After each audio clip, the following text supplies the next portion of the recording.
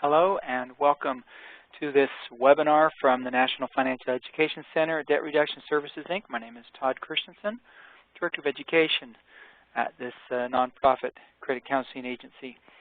And today's topic, from financial crisis to financial stability, surviving unemployment. So just to let you know who we are, what we do, we are a nonprofit credit counseling agency established back in 1996. We promote financial education across the country and help people pay off their debts dollar for dollar, not negotiating their principal balance. That they pay off dollar for dollar, but we work to help get their debts paid off at lower interest rates and better terms. So what we're going to do today is go through this topic in a format that is kind of like a quiz. Actually, it is a quiz. I will pose a question and give 4 multiple choice answers, and then we'll go over the answers, and in that way kind of address some of the ways that we can minimize the financial challenges of being unemployed. There is no getting around the fact that being unemployed is going to be a major financial problem in our household. Whether we're single, married, have kids, owning, renting, being unemployed can really throw a monkey wrench into the whole household finances. And so the ideas we're going to talk about today will help to minimize the impact. I would never say that we're going to be able to avoid the problems, but there's certain ways that we can minimize the challenges that come with being unemployed. First, of course, is to recognize that most of the time it is temporary. Virtually everybody I talk to that is unemployed would prefer to get back to work as quickly as possible. And so anything over a couple of days seems to feel like an eternity. And there are times, depending on the economy, when that can stretch into not just weeks but months. And it's easy to begin to lose hope. But staying hopeful, staying active is one thing is the first step to getting back to work. So here's the first question. When I lost my job, here are the 4 possible answers. Some of them you may recognize, some you may not. 1, I told off my boss. 2, I asked my boss for a reference. 3, I snagged a few supplies. And 4, I got coworkers' phone numbers. Now, no matter what we feel like, especially when it's a forced unemployment, downsizing, or we get fired, we may want to tell our former boss what we feel about him or her. That definitely is the temptation. The correct answers, and I did say answers, are 1, ask the boss for reference. If you have any kind of working relationship at all, if you've done some good work, the boss, your former boss, supervisor, manager, the director, the owner, whoever it is, can they provide you a positive work reference? Do your best to be civil in the whole process. Having been on both ends of this sort of situation, I can tell you personally, neither of them are pleasant. Neither of them are something that most people, anybody I know that would enjoy. So the bosses are quite often willing to provide a reference. Of course, don't snag any supplies on your way out feeling it's easy for us to justify that we were not paid what we were worth, so we're going to take a few things with us. That could actually lead to some legal issues down the road.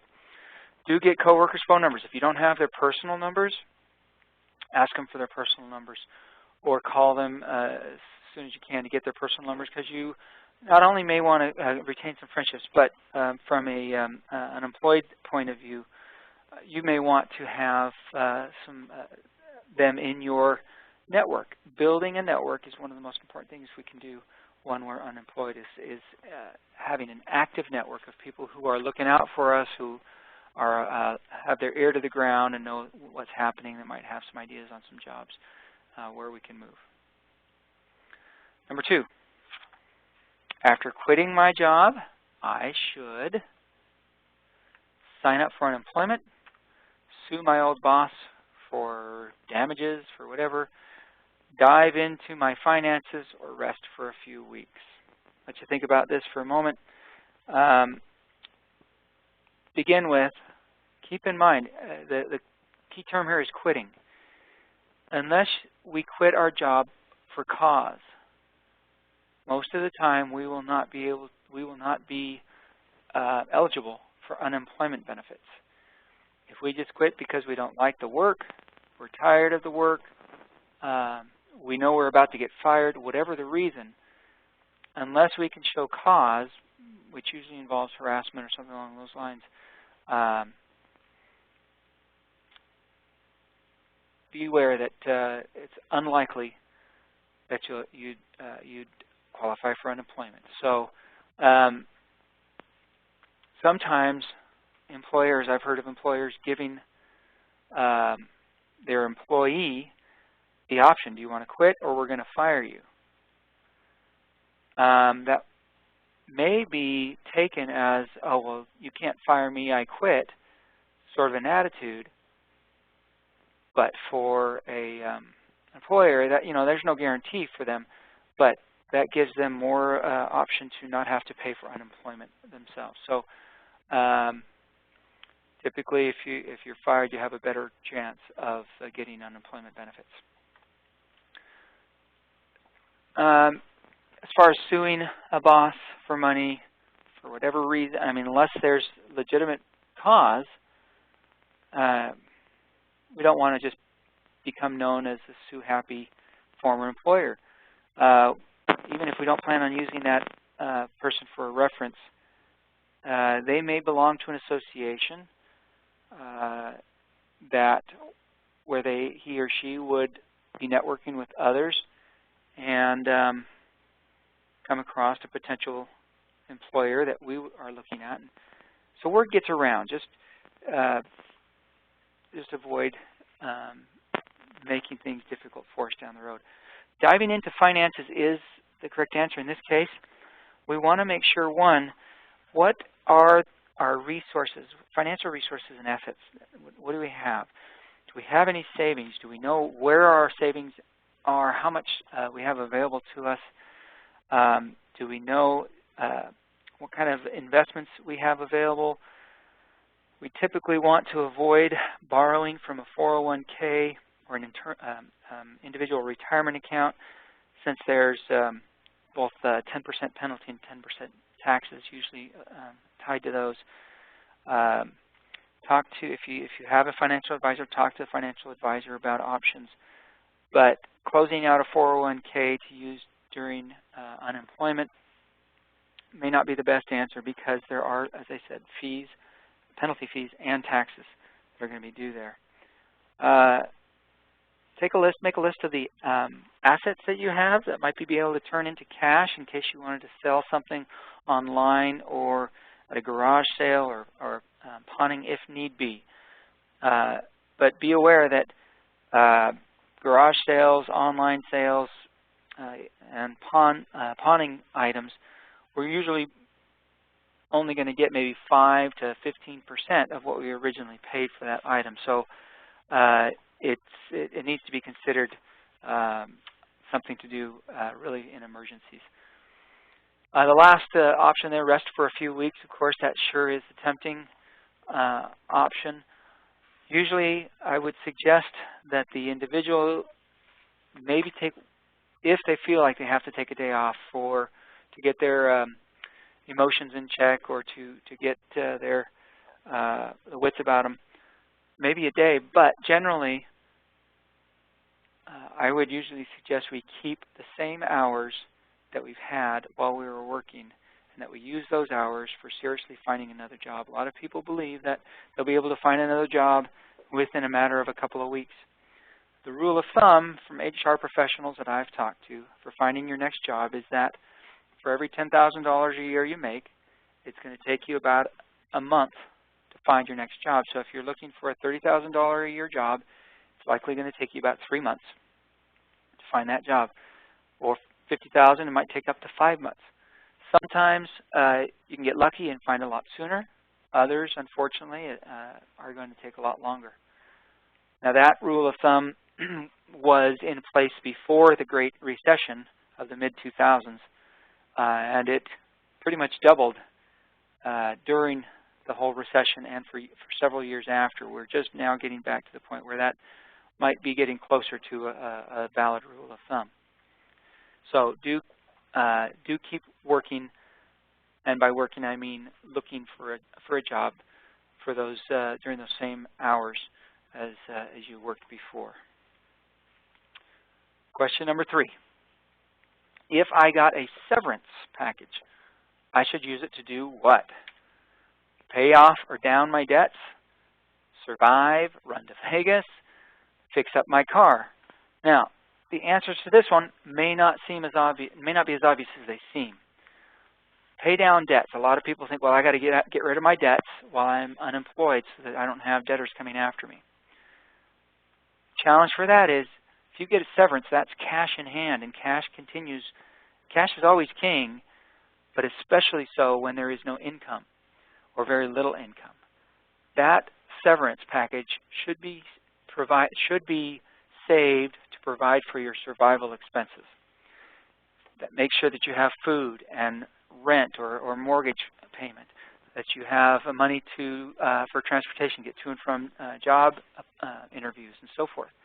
And not to be paid, as much as this pains me to say it, being a debt counselor, working for a debt management company, that is being unemployed. That is not the time to be making additional payments to pay down your debts. Certainly, we want to make at least the minimum payments, but it's unknown how long that money will last, how long you're going to be on in between jobs. So keep that cash available to survive. Others might be tempted to use it for a vacation and, oh, I'll look for the job when I get back. As tempting as that is not it's not a wise choice. This is a time to really understand the severity of the situation in many cases. Running off for a trip is going to be equivalent of the proverbial ostrich sticking its head in the sand. It does not address the issue, and actually it will get worse. Fixing up a car might be tempting as well, or I need my car to get to and from appointments. I can tell you most interviewers are not going to be looking at your car. As long as they can get to and from interviews,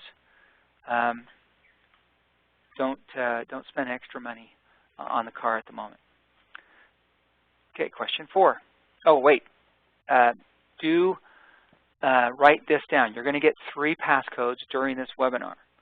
You need to write these down if you want to get credit for taking this webinar. If you don't care about getting credit, if you're just taking this to learn, don't worry about this. But if you are looking to get credit for attending this webinar, there will be a 5-question quiz that you'll need to complete. You will go back to the same location where you accessed this webinar to begin with, and there'll be a link to the quiz. That quiz will start off by asking you for the 3 passcodes. The first passcode is United, U-N-I-T-E-D, United. Question 4. My unemployment is. All right. This is talking about the unemployment benefits. How much, or how? Let's talk about the unemployment benefit itself. If you are eligible for and begin receiving that, it's about half of your formal pay. Is it taxable? Is it good for a year? Is it effective immediately? There's a lot of misconceptions. Now, this can vary by state, because it's usually done through the state's Department of Labor, or the equivalent of what might be called the Department of Labor. About half my former pay, not quite, but in that neighborhood. Technically, most states do pay about half of what of your average of the 4 of the last 5 previous quarters where you before you were unemployed. But they also typically put a cap on the amount that you can earn based on the state's median income. So if you have a fairly significant income or decent income, don't count on earning half of what you were making before because of that cap. Taxable? Yes, it is taxable. Most people who are on unemployment probably don't realize that it's they're going to have to pay taxes on that. Whatever the income tax is, they may have to pay taxes at the end. You can set that up for them to take taxes out during your period of unemployment, or you can notify them typically that you will pay taxes at the end of the year. If you elect to pay taxes at the end of the year so you can maximize that unemployment income right now, unemployment benefit income, once you become employed again, you're going to have to keep that in mind, that you're going to have to come up with some additional taxes, income tax, at the end of the year. Unemployment benefits, as far as how long they last, typically are only good for half a year now. Now, there was Congress did pass an emergency extension to that. That'd be extended them for up to a year and a half, but things vary by state. And what Congress giveth, Congress can take away, and typically do eventually. As far as when it's effective, as long as all the paperwork is in order and submitted, it typically takes between 2 and 3 weeks to begin receiving unemployment benefits. So the challenge is what to do with during those 2 weeks or 3 weeks where there is no unemployment available. Quite often, there might be one last paycheck coming in from the employer, or you might get that upon being terminated. Got to make that last at 2 weeks or that 3 weeks between being let go or of unemployment before you start receiving the benefits. Number 5, if I'm denied unemployment benefits, I can appeal. Yes, can appeal. How and what and when and so forth. Can you appeal online? When do you have to appeal that denial? Who do you appeal to? Whom do you appeal? And what can you appeal for? The answer is only this one. You can only appeal within 14 days. It can't be done online. Most states require that the appeal be done by mail or fax or even hand-delivered. It has to be postmarked typically within that 14 days of the denial of benefits. So look if you receive a denial of benefits, make sure you know what the date is and how long you have to appeal that denial. Unemployment benefits typically are made. The appeal is made to the state's Department of Labor, not to the employer, even if the employer was fighting against the unemployment benefits case. And you can't appeal for more time. It's not time. If you're going to appeal, you can only appeal the decision directly. You can't ask for a time extension on that. Second passcode, ultimate, U-L-T-I-M-A-T-E, ultimate. If you're looking for credit, make sure you write that down. Question number 6. Being unemployed is, and boy, there's a lot of ways that we can finish that sentence, but here are the options. A personal issue, a family issue, a public issue, an opportunity. So, is it a personal issue? Well, yes. It is something that can be taken very personally. It's a challenge to our ego. It's a challenge to our emotional state. It is frustrating on a personal level. Is it a family issue? If you're married, if you have children, if you are living with a family, it should be at some point, and sooner is better than later, a family issue. Do we need to involve children in all the nitty-gritty of income amounts and how much we're going to have to cut out and the concerns and problems? No, but we should certainly bring up the notion that we are between jobs, and it's not that we don't want to provide for the children's wants in addition to their needs. We may just have to put some things on hold for a few extra weeks or a couple of months. Get their buy-in, make sure family's in on the action. They're going to find out about it at some point. Most teenagers are going to know pretty quickly, especially. You're a family member that's working hard to get back to work.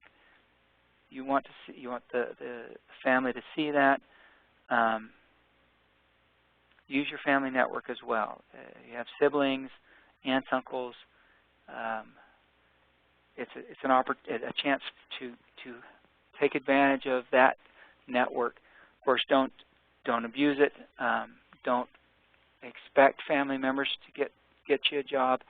That may be the case in some families, but many families, there's only so much that a family member can do to help with the job. It's our responsibility as the worker to find the job. We could just use some assistance, but it's our responsibility in the end. It is not a public issue. It is not advertised anywhere, or I should say publicized anywhere, but it is. Well, there is, the former employer knows, and the state agency administering unemployment are officially going to be aware of the situation. But it's unlike some things like bankruptcy, which in some places is still published in local newspapers and so forth. Unemployment is not. It is an opportunity. Countless are the stories of people who lose a job and finally decide it's time to follow their dream, follow what they've always wanted to do, change careers. Some of the things to consider are looking for retraining opportunities to go into a different profession, go back to school maybe, look into those opportunities, change industries completely, maybe even look at moving geographic locations. So it can be a variety of opportunities. Question number 7. My creditors should, when I'm employed, my creditors should, 1, know about my job loss. 2, they should never find out. 3, they should cut me some slack. 4, they should mind their own business. So, dealing with creditors when we're unemployed is never a fun thing. 1, most everybody wants to pay their debts.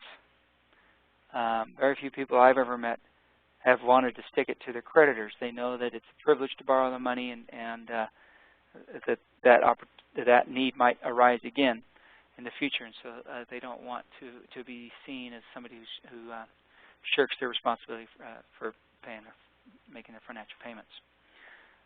That said, every creditor is going to be a little different in the way that they handle the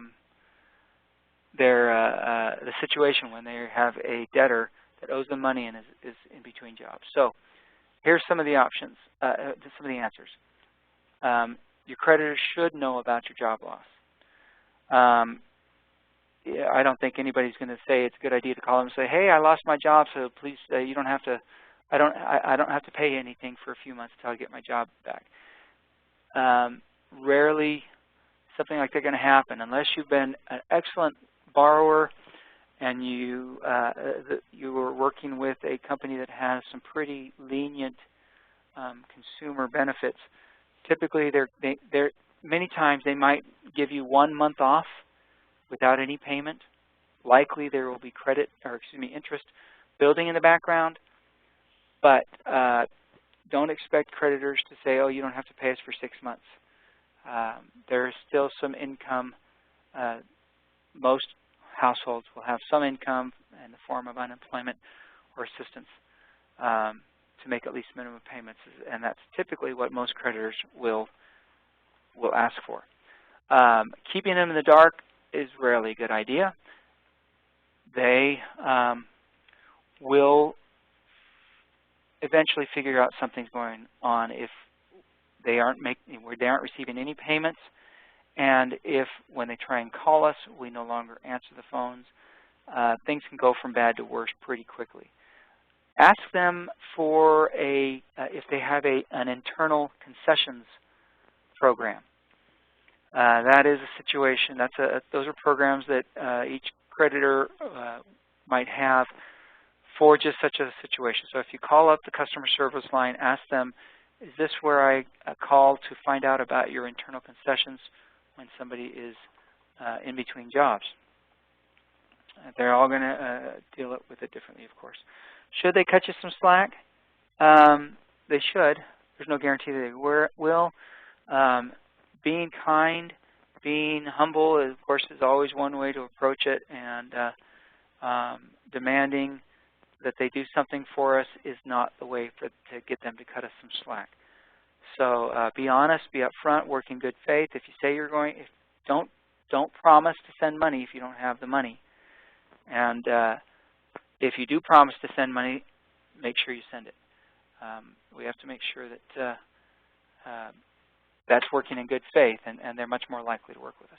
Should they mind their own business? Well, we have to remember that since it's their money, our unemployment is actually their business. So it does have to do with the creditors. Question 8, during unemployment, I should use my savings to do what? This kind of sounds like that first question.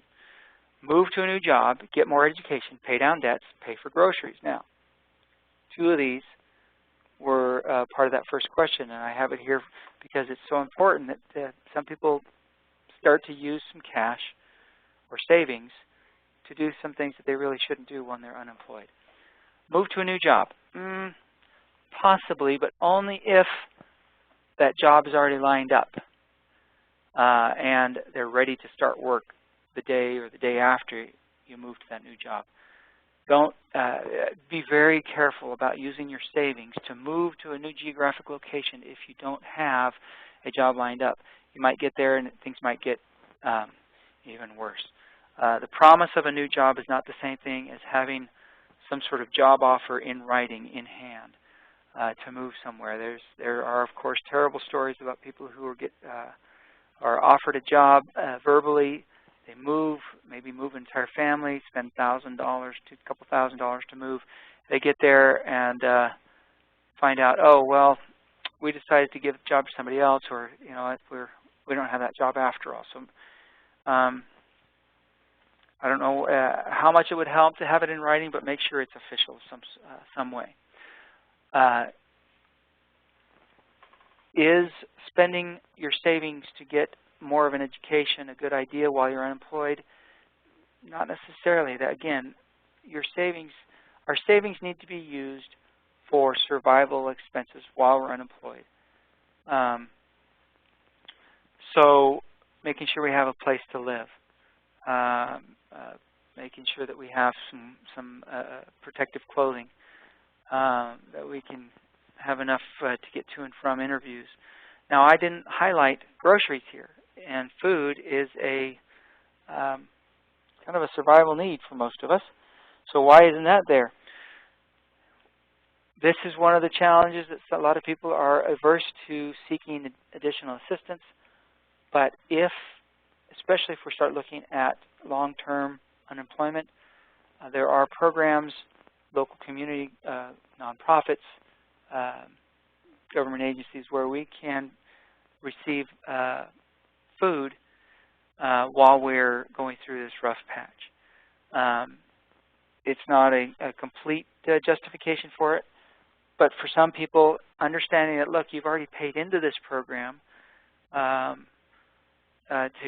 the government to provide for those who can't provide for themselves, most of us are already paying into that with some taxes from our previous paycheck. So this is not necessarily taking, it's receiving back what we've already paid. It's kind of like using an insurance program. So typically we try not to use savings for food if there are other programs out there, because that savings may be needed for debts, for house, for some clothing, for some transportation and communication. Okay, question number 9. After losing my job, my first 2 days should be spent doing what? Okay, I mentioned, you could take a day or so off, but here's some of the options: applying for unemployment, canceling services, relaxing and regrouping, making a plan. Which ones would you consider doing for those first 2 days after becoming unemployed? Actually, there are 3 possible answers. And now I haven't mentioned this before, but this is not a single one answer only type of a situation. Too often, there are many people, far too many people, that look for one answer, and they put all their eggs in that one basket. We have to be of the mindset where there are many possible responses or solutions to our financial problems. Make sure that we keep our minds open to other opportunities. So in the first 2 days, we should spend those first 2 days applying for unemployment. Definitely. It is a pretty good idea if you think you're going to be eligible at all. Even if you're not sure, to go straight from your place of employment, if you're let go, or to go right to the Department of Labor for the state, apply for unemployment, find out what they're going to need, what kind of information they're going to need. Canceling services. What are some of the services that we might need to consider canceling? Again, going back to the rule of thumb, if you're going to probably be unemployed for 3 or 4 months or 5 months, what are some of the services that you're going to need to get rid of in that time? Do the kids have cell phones? Can you get rid of the cell phone service? That may only be $10, $15, $20 a month, but that could be up to $100 over the next 3 or 4 months while we're looking for another job. Just about everything counts. Don't say no to anything up front as far as what might have to be gotten rid of while you're in kind of a financial lockdown emergency. Television satellite service. This could be anywhere from $25 on the very low end up to several $100s a month. That can be a $10 a month movies only program, like a Netflix or Amazon Prime. Consider making sure that if you do close one of those accounts out, or if you stop those, they might have a temporary, just a postponing rather than a closing altogether. Talk to them, call their customer service. Find out when they're going to do, if it's an annual fee that they make on one of those services, make sure that you stop the payment on that, or that you change the payment plan. Pet insurance. Yes, I know this is a touchy subject for those who kind of equate their pets to being children. But when it comes to surviving financial survival during unemployment and having pet insurance, it's not an easy or unemotional answer, but it's one that needs to be addressed. Look at increasing the deductibles on different insurance policies, car insurance, homeowners insurance. If by increasing the deductible, quite often you can decrease the monthly premium, and so you'll have more available to take care of your needs. How about landscaping, car detailing, other convenience services? Those need to be put on hold and done ourselves. dining out, if we're ordering out regularly. We need to, there's a lot of people that kind of go into unemployment with blinders on and think, oh, this will be fine, I'll be out in just a couple of weeks, I'll find another job, and they don't make any changes to their habits. This is a habit that can be very costly. So cut out or certainly cut way back on such extravagances. How about those who continue to drive as many miles as they used to rather than consolidating trips and saving on fuel? If you're going to go into town, can you consolidate that with another trip that was into town? Keeping children, and this is again another frustrating one, keeping children in high-cost education programs rather than more affordable child care locations. If it's something that we can look at changing for a few, just for even for that few months. And then there's others that continue to contribute to an IRA or to their savings account or to a child's college savings plan.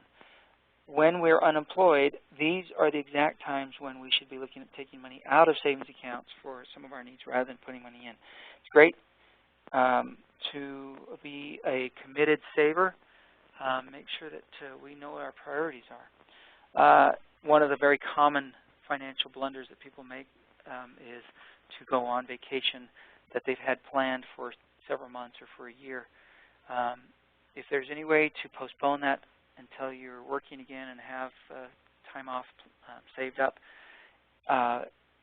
too often people will feel guilty about not taking their family on a vacation that they've had planned. What's going to happen with that guilt? It's going to be transferred on to the family members who know that they can't afford that trip. And at some point, when finances get really tight, things start to go bad financially, that's where that guilt turns into arguments and blaming. So it's better to postpone it, usually. As far as relaxing your regrouping, look, it's okay to do that, but just do it on the same schedule that we had with our last job. If we were working 8 to 5, well, spend 8 to 5 finding the next job, and then enjoy those evenings without worrying about getting work done before the next day. But making a plan, certainly make a plan, evaluating our continuing education possibilities, exploring other industries, figure out what's the best job possible for you, and then move in that direction. Question number 10. When networking with others,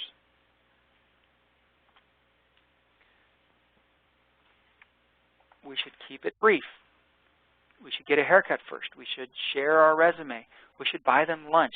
So let's say either your former boss or a friend who is an HR department at some business. Networking is very important. Staying in touch, being actively engaged with others in the professional field where you want a job, even a related field, is vital to finding the best job possible. Keep in mind, though, these issues. One, keep it brief. 10 minutes. If you're going to, don't go too far beyond 10 minutes unless they ask you to stay. Oh, you don't have to leave so quickly. But for people who are working, 10 minutes may be all they can afford to share with you. And if you say 10 minutes, keep it to 10 minutes. Share your resume.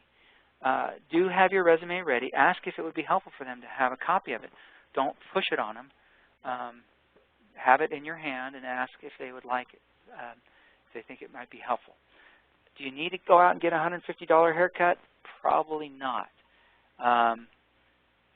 Spending that survival money on getting a haircut to look your best for a networking opportunity, you'll get noticed a lot more for that free smile because you didn't spend $150 on a haircut than you will for that $150 haircut.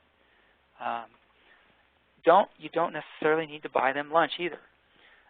You can offer to either meet them at their office, if they don't have an office, or if you feel like you have to meet them somewhere other than their office, how about a coffee shop?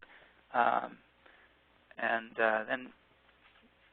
you can spring for a very small or very affordable cup of coffee. Don't feel like you have to spend $10, $15 just to take somebody to lunch. They know that you're unemployed, and that they typically should not expect you to pay for their lunch, even if you invite them to meet them.